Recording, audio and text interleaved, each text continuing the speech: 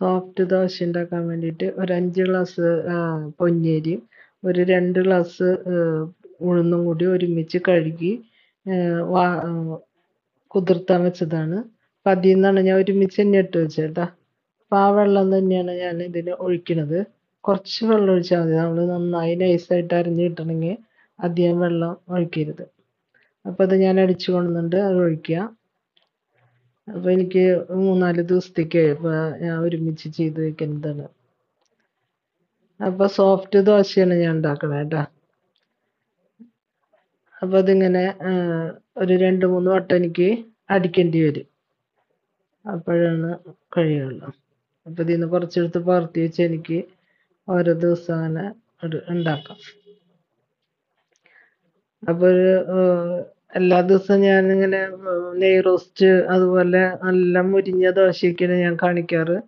അപ്പം ഞാൻ ഇതിലേക്ക് ലാസ്റ്റ് വന്നപ്പോൾ ഒരു ഗ്ലാസ് ചോറ് ചേർത്തിട്ടുണ്ട് കേട്ടോ.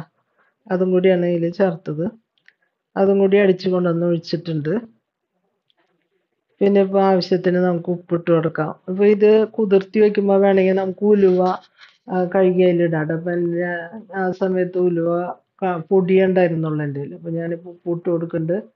ഒരു ചെറിയ സ്പൂണ് ഉലുവപ്പൊടി ഇട്ട് കൊടുക്കുന്നുണ്ട്. അത് രണ്ടും കൂടി മിക്സ് ചെയ്ത് വയ്ക്കുക. അല്ലാന്നുണ്ടെങ്കിൽ നമ്മൾ അരിയൊക്കെ കഴുകില്ലേ, ഉഴുന്നൊക്കെ കഴുകില്ലേ, അപ്പോൾ ആ സമയത്ത് തന്നെ നമ്മൾ ഉലുവ കഴുകിയിട്ട് നമുക്കതിൽ ഇട്ട് കൊടുക്കാം. അപ്പോൾ അതിൻ്റെ കൂടെ അരച്ചെടുക്കുകയും ചെയ്യാം. അപ്പോൾ ഞാൻ അതിൽ ചേർത്തത് 5 ഗ്ലാസ് അരി, 2 ഗ്ലാസ് ഉഴുന്ന്, 1 ഗ്ലാസ് ചോറ്. നല്ല സോഫ്റ്റ് ആയിട്ടുള്ള ദോശ നമുക്ക് ഉണ്ടാക്കിയെടുക്കാം അതുകൊണ്ട്. അപ്പോൾ ഇപ്പം ഇന്ന് ഞാനൊരു പാത്രത്തിലേക്ക് മാറ്റി വെച്ചിട്ടുണ്ടായിരുന്നു കുറച്ച്. അപ്പോൾ ഇന്നൊക്കെയുള്ളത് ഞാൻ എടുത്തിട്ടുണ്ട്. നല്ല കണ്ട നല്ല പാകത്തിന് കിട്ടിയിട്ട് നമുക്ക് ഇഡ്ഡലിക്ക് ഇത് തന്നെ മതി കേട്ടോ. അപ്പം ഞാൻ നല്ല അങ്ങനെ അത്ര അടിയിലേക്ക് ഇങ്ങനെ ഭയങ്കരമായിട്ട് പരത്തരുത് കേട്ടോ. അപ്പം അതിൽ ഹോള് വരണ വരെ ഒന്ന് വെയിറ്റ് ചെയ്തിട്ട് നമുക്ക് വേഗം ഉണ്ടാക്കിയെടുക്കാൻ പറ്റുന്ന ഒരപ്പമാണ്. അപ്പോൾ സോഫ്റ്റ് ദോശ എന്ന് പറയുക അതിന്. ഒരു അപ്പം പോലെയാണ് ഉണ്ടാക്കുക. പക്ഷെ നല്ല ടേസ്റ്റാണ് ചട്നി കൂട്ടിയിട്ട് ഇത് കഴിക്കാനായിട്ട്. എണ്ണയാണ് ഞാൻ ഉപയോഗിക്കുന്നത് കേട്ടോ. എണ്ണ നല്ലെണ്ണ നല്ലതാ ദോശയ്ക്ക്, നല്ലെണ്ണ. അപ്പോൾ വേറെ നെയ്യൊന്നും ഞാൻ ചേർത്തിട്ടില്ല.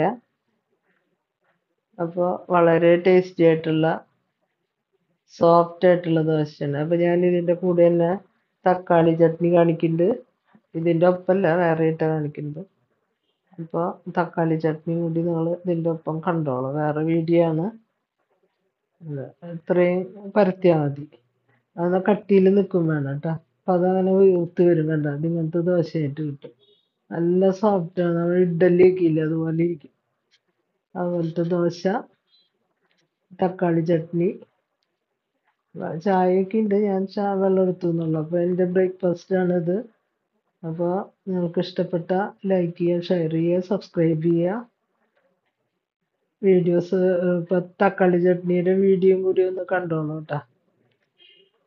അപ്പോൾ താങ്ക് യു. വീണ്ടും വേറെ വീഡിയോസായിട്ട് കാണാം. ബൈ.